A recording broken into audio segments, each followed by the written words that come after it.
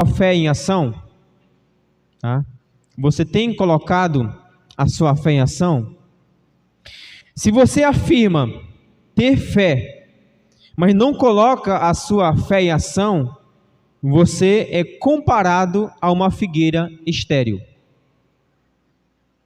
Se você afirma que você tem fé, que você crê em Deus, que você confia em Deus, mas diante das dificuldades da vida, diante dos problemas do dia a dia, diante das adversidades que você tem enfrentado, se você não coloca a sua fé em ação, você é como uma figueira estéril.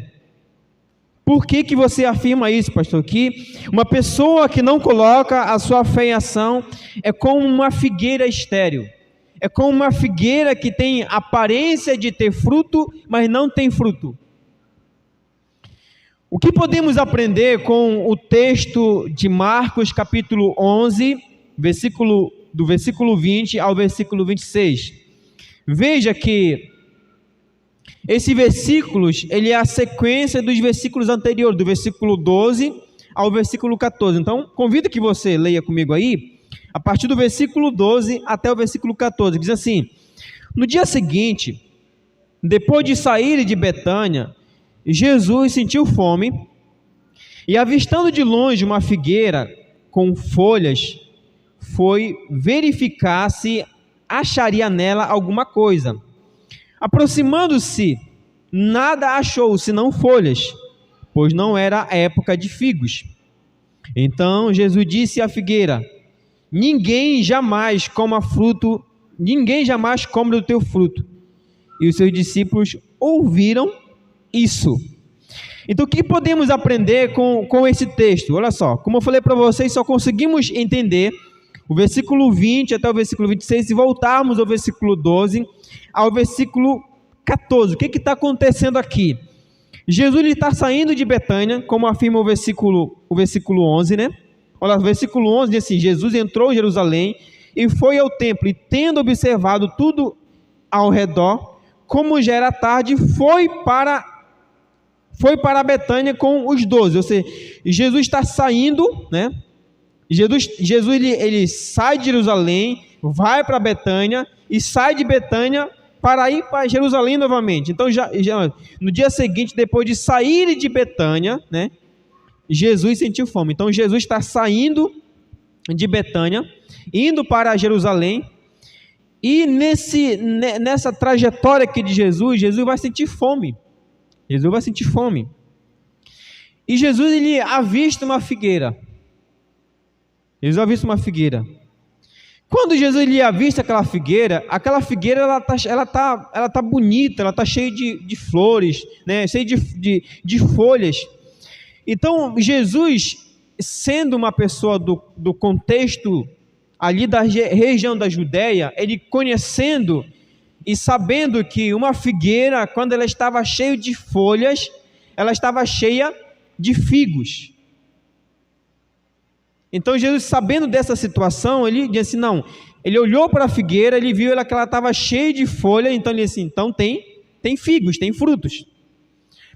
Mas quando Jesus chega nessa figueira, que ele começa a abrir a figueira para ver se tem algum fruto, ele vê que ela só tem folhas, mas ela não tem frutos. Vocês vão entender algo melhor agora aqui, olha. As figueiras na região montanhosa da Judéia, antes de dar as flores, e antes de dar os seus frutos, e antes de dar as suas flores, essas figueiras, elas jogavam todas as suas folhas, elas ficavam aparentemente secas, sem folhas. E aí, quando começava ali as primeiras chuvas, elas começavam a nascer as primeiras flores, e aí das flores elas começavam a ter os frutos. E quando ela estava com os frutos todos pequenos, aí ela enchia de folhas. Então, para um produtor ali, uma pessoa que plantava figos, quando uma figueira ela estava cheia de folhas, ela estava cheia de figos. Então Jesus, olhando para essa figueira e olhando e indo até ela e não encontrando figos, Jesus ele vai amaldiçoar essa figueira. Mas a pergunta que nós nos fazemos aqui é o que Jesus quer nos ensinar quando ele amaldiçoa a figueira? Qual é a lição espiritual que Jesus ele quer trazer para a vida dos discípulos quando ele amaldiçoa aquela figueira? Esse texto ele vai ser encontrado em 2 evangelhos e cada um ele vai ter uma abordagem diferente. Por exemplo, o primeiro ponto aqui, primeiramente Jesus usa esse episódio para ressaltar 2 verdades principais. A primeira era para falar da condição espiritual do povo de Israel, e em segundo lugar, Jesus usa essa figura da figueira para ensinar os discípulos de como eles deveriam exercitar a fé deles. Primeiro, Jesus fala sobre a situação espiritual do povo de Israel, e em segundo lugar, ele fala de como os discípulos deveriam exercitar a fé que eles tinham dentro do coração. Então, primeiro eu vou dar 2 pontos aqui, e depois nós vamos aprender 2 verdades que esse texto nos ensina. Primeiro lugar que eu quero trazer a memória aqui para a gente, a figueira ela representa o povo judeu, o povo de Israel, né? A gente vai ver em Osés capítulo 9, versículo 10, a gente vai ver em Naum capítulo 3, versículo 12, Juízes capítulo 9, versículo 11, Miqueias capítulo 1, versículo 1. Então o que acontece?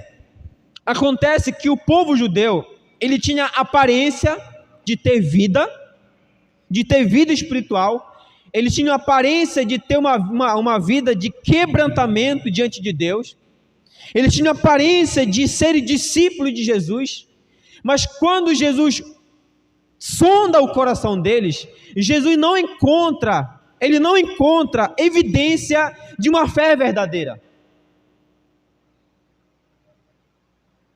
O que Deus tinha colocado no meu coração hoje aqui, eu estava pensando em pregar esse texto hoje, mas talvez eu pregue amanhã, era Apocalipse capítulo 3, quando fala da igreja de Sardes, que tinha aparência de estar viva, mas essa igreja ela estava morta.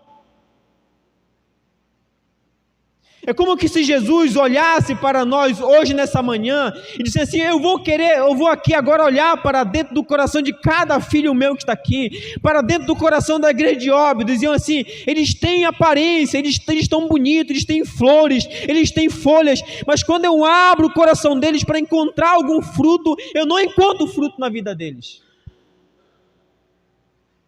A pergunta que nos fazemos primeiramente aqui é se Jesus, quando ele olha para dentro do nosso coração, quando ele olha para a nossa espiritualidade, quando ele olha para a nossa vida cristã, se Jesus tem encontrado um fruto de uma verdadeira fé nele.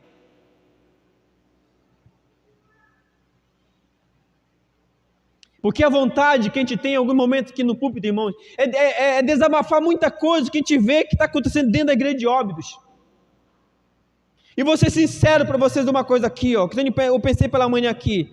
Se a gente montar aqui, dizer assim: irmão, vamos sair hoje à tarde aqui para evangelizar, para fazer um evangelismo de impacto na cidade, todo mundo vai ficar doente em casa. Todo mundo vai procurar o que fazer. Todo mundo vai procurar alguma coisa para fazer. Porque se envergonha de Jesus, mas diz que é crente, diz que é cristão, diz que ama o próximo, que ama a Deus. Mas quando é para fazer as coisas da igreja, quando é para perdoar o irmão, quando é para amar o próximo, quando é para se preocupar com as coisas do reino de Deus, não tem evidência de fé. Quando chamamos para vir para o culto, para orar, em jardim de oração, quando vemos campanha de oração, não tem tempo. Mas tem tempo para pedalar à tarde, tem tempo para fazer outras coisas à tarde, tem tempo para essas coisas, mas para vir para o culto de oração não tem tempo, para vir para o culto de estudo da palavra não tem tempo. E essas coisas me preocupam. A gente arruma tempo para tudo. A gente se preocupa com o nosso estado físico, a gente se preocupa com a nossa carreira acadêmica, mas nós estamos nos preocupando em preservar a nossa coroa, em preservar a nossa salvação, Não estamos nos preocupando em ter um verdadeiro relacionamento com Deus. Jesus olha para a vida do judeu e diz assim: nós somos filhos de Abraão. Jesus fala assim: vocês são filhos do maligno. Nós não temos necessidade de se arrepender, porque nós fomos o povo escolhido por Deus. Jesus fala assim: vocês vão morrer nos vossos pecados.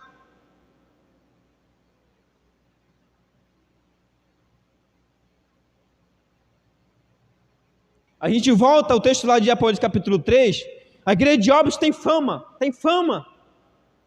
A gente olha por aí onde estão pastoreando, a igreja de Óbidos é o berço da igreja do Ministério da Promessa, é o berço. É 60 e poucos anos, mas tem muitos irmãos, não vou generalizar aqui, tem muitos irmãos agora aqui que têm obras como a igreja de Éfeso, mas não tem amor por Cristo.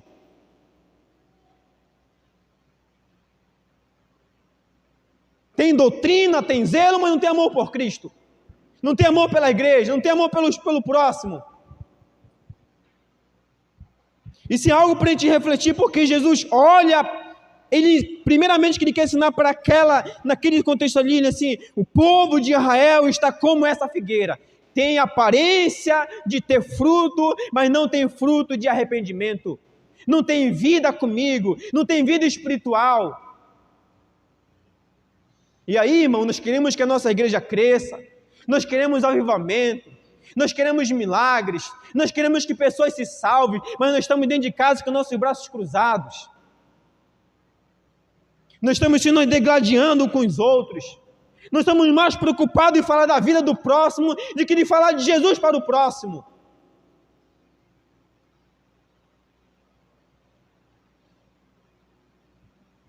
Essa é uma realidade.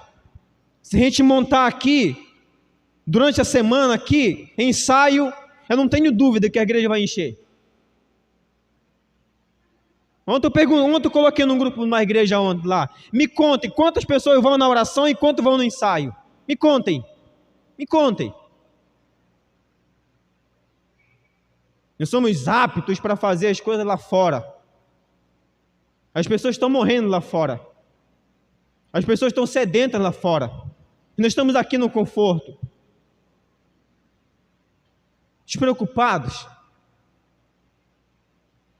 Às vezes o marido, a esposa, o filho está morrendo lá dentro de casa. A gente não tem às vezes essa vontade de dizer assim: não, vou orar por essa pessoa. A gente vai fazer como Abraão aqui: Senhor, eu vou interceder aqui pela vida do meu sobrinho que vai morrer lá em Sodoma e Gomorra. A gente está dessa forma. Então Jesus, primeiramente, ele olha nessa perspectiva aqui, em relação à figueira. E aí, irmão, Jesus fala em João capítulo 15, que o galho que não dá fruto, ele corta, ele retira. Mas antes de retirar, Jesus ele retira para tratar. E a pergunta que nos fazemos aqui: quantos de nós aqui estamos dispostos a sermos tratados por Deus? Nós somos uma igreja que ela nasce debaixo do poder do Espírito, mas parece que nós não vivemos mais no Espírito, vivemos só na carne. E aí, por outro lado, Jesus ele vai fazer aqui uma outra comparação sobre a figueira para ensinar algumas lições práticas sobre a fé e a oração aos seus discípulos. Então, essas duas, então, sobre a fé e a oração, orar com fé. Então são essas duas lições aqui que eu quero aqui compartilhar com vocês, que vai fazer sentido de tudo aquilo que eu estou falando para vocês aqui. Então, em primeiro lugar, irmãos, se você ler o versículo 20, o versículo 24, diz assim: quando passava na manhã seguinte, vira que a figueira havia secado desde as raízes. Então Pedro, lembrando-se, disse-lhe: mestre, olha, a figueira que amaldiçoaste secou. A figueira que amaldiçoaste secou. Então, como eu falei para vocês, em outro texto, esse texto aqui ele é usado para falar sobre a realidade espiritual do povo de Israel, né, do povo judeu, né, que tinham aparência de ter obras, mas não tinham evidência de uma fé verdadeira. E em segundo lugar, Jesus vai usar esse texto aqui para ensinar ao discípulo sobre o exercício da fé e o exercício da oração com fé. Tá? Então, em primeiro lugar, coloque a sua fé em ação e ore com confiança em Deus. Jesus estava em Jerusalém, mas como tinha o costume de orar, saiu da cidade, versículo 19. E nessa saída pela manhã, os discípulos viram que a figueira que Jesus tinha amaldiçoado tinha secado plenamente. Então Pedro, lembrando, disse: Mestre, olha, a figueira que amaldiçoaste secou. Em Mateus capítulo 21, versículo 20, o texto diz assim, que os discípulos perguntaram: como secou assim imediatamente? Ou seja, como que isso aconteceu tão rápido? Ontem a gente passou aqui, tu amaldiçoou a figueira e hoje pela manhã essa figueira está seca desde as raízes. Como isso aconteceu tão rápido? E aí olha só a resposta de Deus, de Jesus para os discípulos. Jesus lhe respondeu, versículo 22, tende fé em Deus. Tende fé em Deus. Tende fé em Deus. Mas o que essas palavras têm a ver com a figueira? O versículo seguinte mostra que Jesus estava encorajando a fé como um meio de resolver dificuldades. Então, os discípulos, eles tinham fé, todos nós temos fé, mas a questão é aqui, que Jesus está colocando nesse contexto aqui, desse texto aqui, para exercitar a fé que aqueles discípulos tinham. E assim, olha, se vocês orarem com fé, no Senhor Jesus Cristo, vai dizer aqui, ó, e em verdade vos digo, se alguém disser a este monte, ergue-te e lança-te no mar, e não duvidar no coração, mas crer que se fará o que diz, assim será feito. Por isso vos digo, que tudo que pedirdes em oração, credes que o já recebeste, o tereis. Então Jesus, ele está aqui dando uma lição para o discípulo, assim, olha, vocês precisam orar com fé, vocês precisam crer em Deus. Vocês precisam crer em Deus.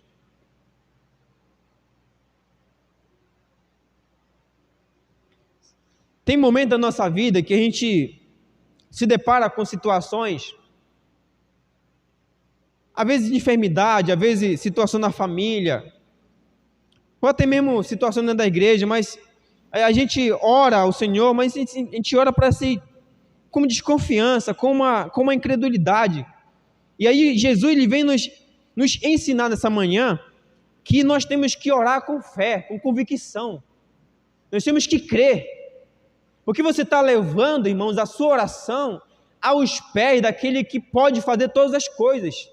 Você está levando a sua oração a Jesus Cristo, ao Senhor do céu e da terra. Você não está levando a sua oração a qualquer pessoa. Você está falando com o Senhor da igreja. Mas às vezes a gente vai diante do Senhor, às vezes duvidando o que Ele pode fazer por nós. Eu sei que tem pessoas aqui que passaram por situações difíceis na vida, difícil mesmo, a ponto de chegar de perder o filho. Mas quando vocês oraram, o Senhor respondeu a oração de vocês. Muitos que estão aqui são frutos da oração da igreja. Muitos que estão aqui são fruto de orações de pessoas que oraram com fé, com convicção, que chegaram lá e declararam a vitória em nome de Jesus.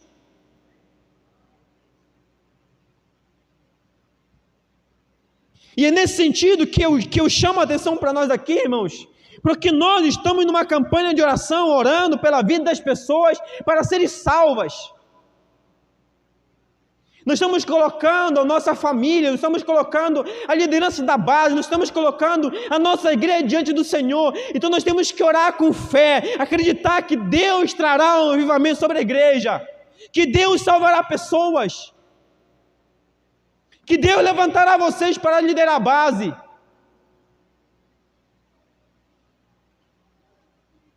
Mas se nós ficarmos como Elias, ficarmos dentro da caverna lá, diz: Senhor, sou eu. Jezabel matou todos os profetas. Sou eu, restei.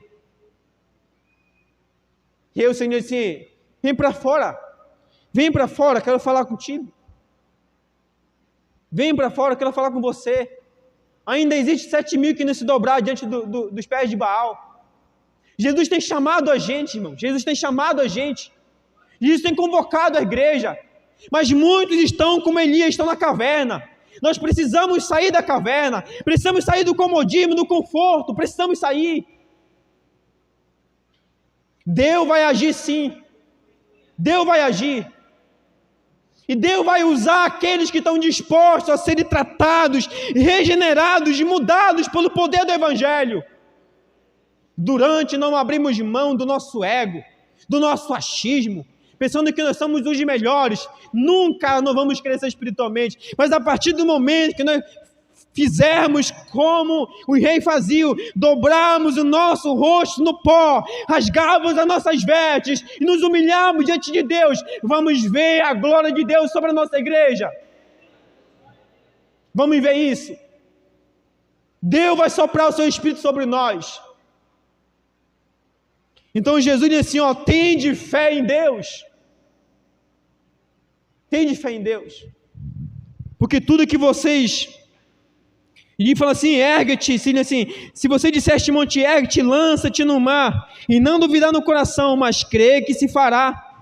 O que diz, assim será feito.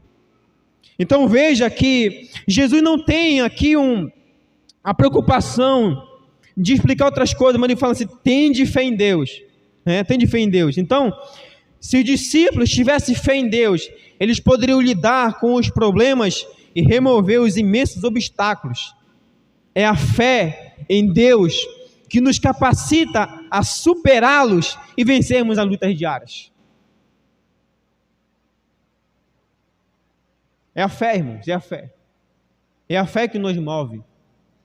É a fé que faz a gente crer que um dia tudo isso aqui passará.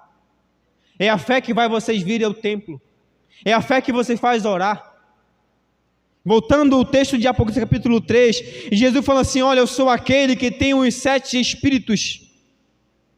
Jesus está dizendo assim, olha, a igreja ela só pode ser levantada, ela só pode ser ressuscitada através do Espírito Santo de Deus. É o Espírito que ressuscita Jesus, é o Espírito que habita dentro de nós, é o Espírito que convence, é o Espírito que envia, é o Espírito que capacita, é o Espírito, irmãos, é o Espírito que habita na igreja. Nós devemos ser dependentes dele, então, nós devemos, irmãos, confiar no nosso Deus, orar com fé, diante das dificuldades que nós temos enfrentado no dia a dia. Então, em primeiro lugar, coloque a sua fé em ação e ore com fé em Deus.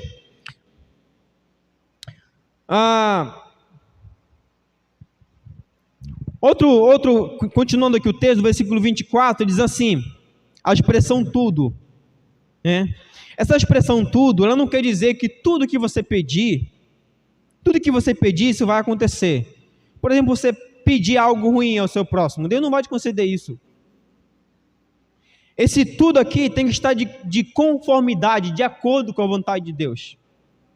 Tudo que você pedir de acordo com a vontade de Deus, de acordo com a vontade dele, ele vai conceder a você. Agora, se você pedir algo ruim, o fato, muitas vezes assim, Deus não ouve a nossa oração. Ele ouve sim, mas não responde. Ou ele não responde de imediato, mas só vai responder depois com o tempo, porque ele sabe que aquilo que você está pedindo naquele momento, você pode se perder. Em algumas situações, por exemplo, como Paulo falou, Paulo orou 3 vezes, Senhor, tira o espinho da minha carne. Mas ele falou assim, se eu tirar, Paulo, de ti esse negócio aí, tu vai acabar esquecendo de mim. Então é a única forma de eu ter você por perto de mim. Então tem situações que nós vamos orar, que Deus tira a nossa vida, mas Ele não vai tirar, Ele vai dizer assim, deixa ficar aí. Porque se eu tirar tudo de você, você não vai ficar perto de mim mais, você não vai mais congregar, você não vai mais orar, você não vai te pedir perdão mais, então deixa ficar aí, é a forma de eu te tratar. De você ser dependente de mim. Então, às vezes a gente tem orado muito, mas o Senhor não tem. Ele tem ouvido nossa oração, mas Ele não tem. Ele deixa ficar aí. É a forma de eu tratar você.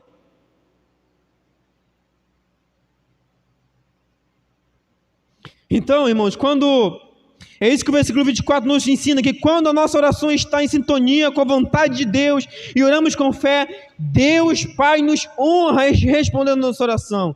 Jesus demonstrou na prática a oração com fé, quando lançou a sentença sobre a figueira. A falta de fé é o maior obstáculo para não alcançarmos resposta das nossas orações. A falta de fé. A falta de colocar nossa fé em ação. Muitas vezes a gente diz assim, Pedro não tinha fé. Por que não tem fé? Um homem que anda sobre as águas por alguns minutos e não tem fé?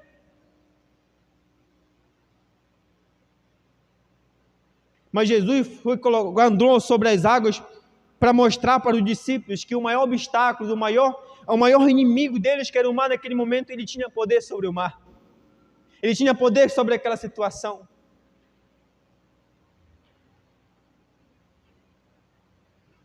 O que tem causado medo na gente? O que tem causado pânico em nós? O que tem tirado assim, a alegria do nosso coração? Eu sinto assim, olha, ore com fé, confie em Deus, descanse no Senhor. Então, em primeiro lugar, esse texto nos ensina a colocarmos a nossa fé em oração e orarmos com fé no nosso Deus Todo-Poderoso. Em segundo lugar, irmão, para nós terminarmos aqui, coloque a sua fé em ação e perdoe o seu próximo. Primeiro, as nossas orações não são respondidas porque às vezes nós oramos com falta de fé, nós oramos duvidando. Em segundo lugar, as nossas orações não são respondidas porque nós temos faltas com o nosso próximo. Versículo 25 e versículo 26 diz assim: quando estiverdes orando, se tendes alguma coisa contra alguém, perdoai, para que também o vosso Pai, que está no céu, vos perdoe as vossas ofensas. Bom, eu vou novamente ler o versículo 26, abre o parênteses aqui. Geralmente, quando nós temos um parênteses num texto sagrado, significa que esse texto ele é um acréscimo, ele é uma nota de rodapé, ou seja, quando o tradutor foi ali traduzir, ele acrescentou, por isso que colocou como um parênteses aqui. Então ele fala assim: mas se não perdoardes, também o vosso Pai, que está no céu, não vos perdoará as vossas ofensas. Fecha parênteses. Então olha só, o Senhor Jesus ensinou uma grande condição para que as orações do discípulo fossem respondidas. Quando estiverdes orando, perdoai. Então olha só, a verdadeira oração envolve tanto a fé quanto o perdão. Por isso que eu falei para vocês, se nós temos fé, nós dissemos que cremos em Deus, e quando Deus olha para nós, Ele olha para nós como uma figueira que está cheia de flores, mas Ele não encontra a evidência dessa fé. Nós somos uma figueira estéril, nós somos um cristão sem vida. Então o que acontece? Que quando nós temos fé em Deus, essa fé, irmãos, ela nos move em direção à pessoa que nos ofendeu e a gente perdoa ela. A gente ama o nosso inimigo. A gente se preocupa com a salvação da nossa família. A gente se preocupa com a pureza da igreja. A gente se preocupa com a nossa própria salvação. Por quê? Porque a fé que está em nós, o evangelho que foi colocado em nós, ele faz a gente refletir isso. Mas aí o próprio Tiago vai dizer também que até os demônios, eles crêem que Deus existe. E aí Tiago, ele vai ser muito taxativo, ele vai dizer assim: olha, se você tem fé, mas você não tem obras, se você não pratica a sua vida cristã na prática, você é como os demônios, que crê também que Deus existe, tremem diante de Deus, mas não fazem o que tem que fazer. É duro Tiago falar isso, dizer para um cristão, que se diz cristão, que diz que ama a Deus, que vamos ser mais aqui, estreito aqui, né? Que diz que é promessista, né? Que diz que é evangélico, mas quando chega na hora de praticar a verdadeira fé na prática, está longe. E aí quando você vai evangelizar o seu amigo, o seu vizinho, ele não olha primeiramente para o que você fala. Ele olha para a sua pessoa. Ele olha para o seu comportamento, ele olha para o seu caráter. Antes das pessoas ouvirem a gente, eles observam a gente. Pare para pensar nisso. Você quer que a sua igreja cresça? Você quer que a sua base cresça? Você quer ser um funcionário? Você quer ser um empreendedor? Você quer ser um discípulo de Jesus que causa impacto na sociedade? Olhe para a sua vida primeiro. Pare de querer tirar o cisco do olho do outro, enquanto tem uma trave no seu. Pare de querer consertar a vida do fulano, enquanto a sua está esbandalhada. Pare com isso.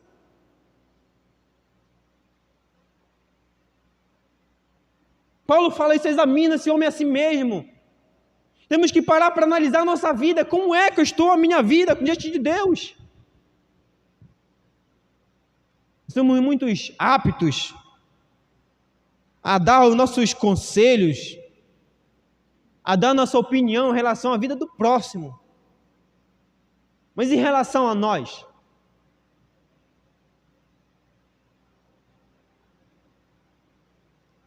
É isso que Jesus quer falar para a gente nessa manhã, irmãos.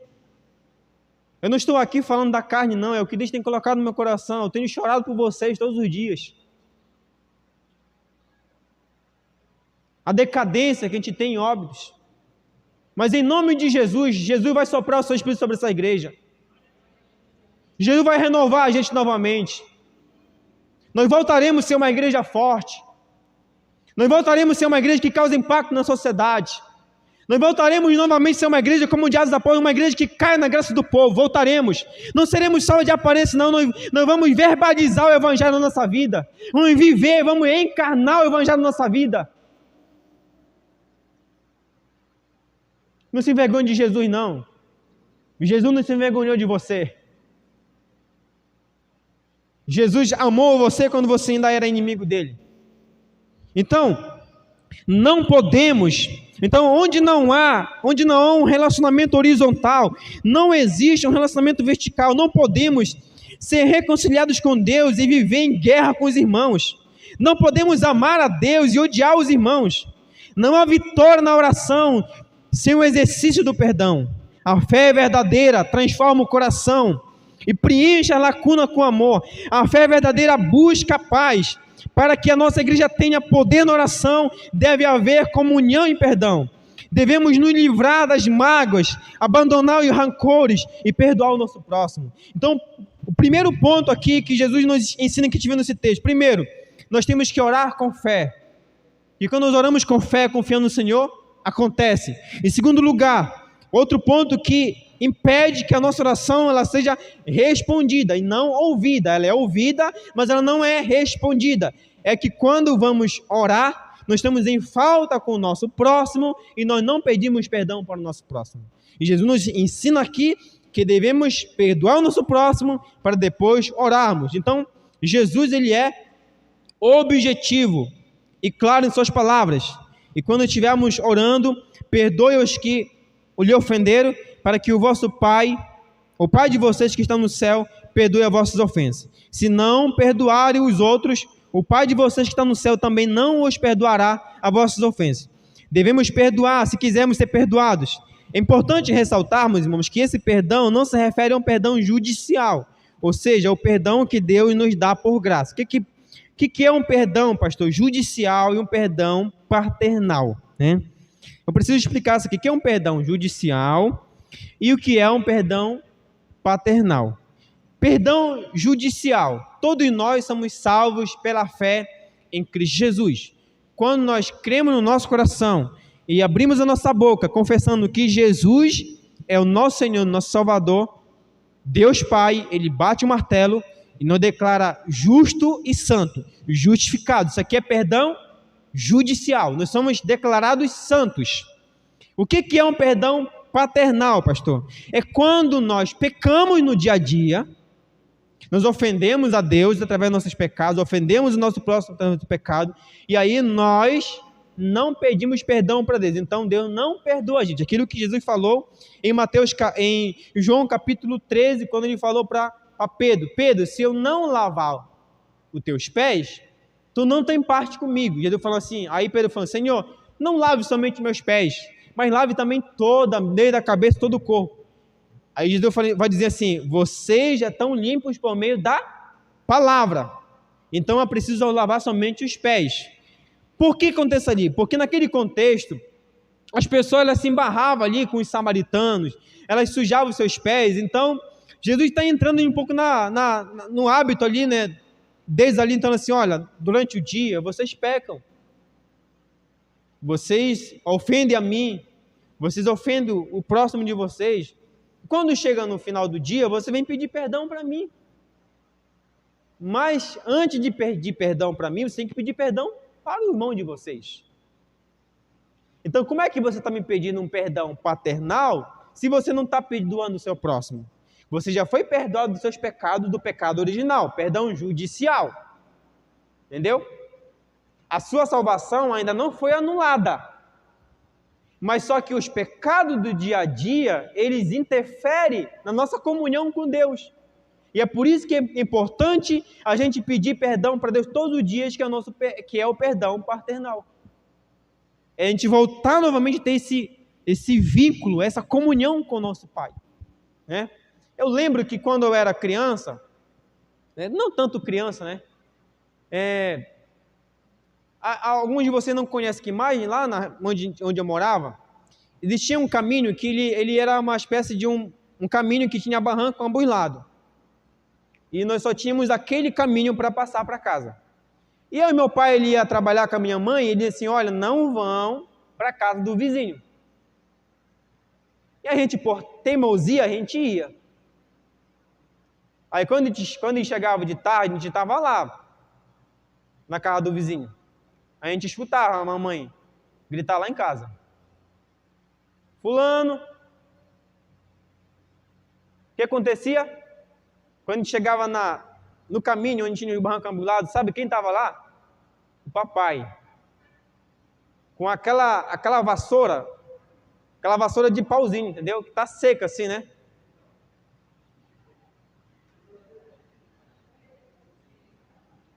E aí quando a gente conseguia se desviar dele, mas vai ter a hora da janta. Ela disse: vem meu filho, vem jantar. Entendeu? O moleque pulava por cima da janela para vestir o calção e voltar para a verdade novamente. E ficava lá na beira do mato escondido lá. Ele: vem jantar. O jantar era estratégia para pegar.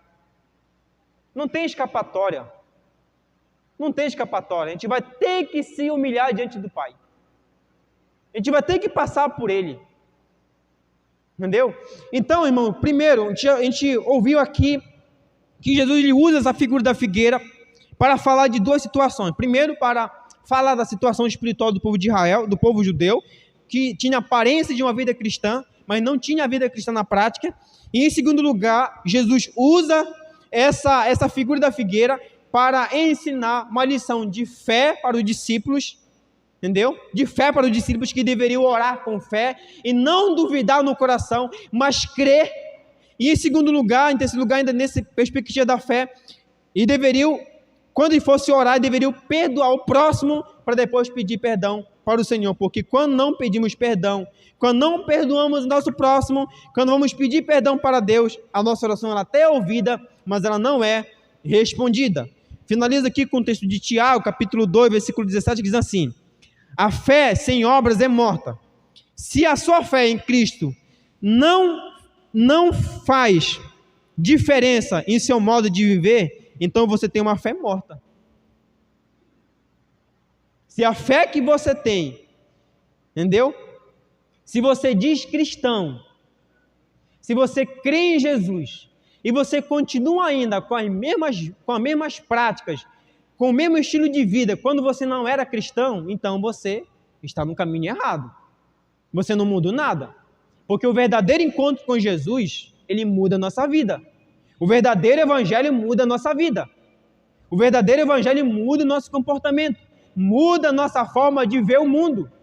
De nos comportar, de falar, de vestir, de comer, de beber, de se relacionar com as pessoas. A fé e o evangelho mudam a nossa vida. Então, muitos podem dizer: sou cristão, mas isso não faz um cristão. O verdadeiro cristão dará evidência da fé por meio de uma vida transformada. Por meio de uma vida transformada. Então, que Deus nos abençoe nessa manhã, irmãos. Que essa palavra tenha falado ao seu coração e ao coração também dos nossos irmãos que estão nos assistindo nesse momento aqui. Em nome de Jesus. Amém.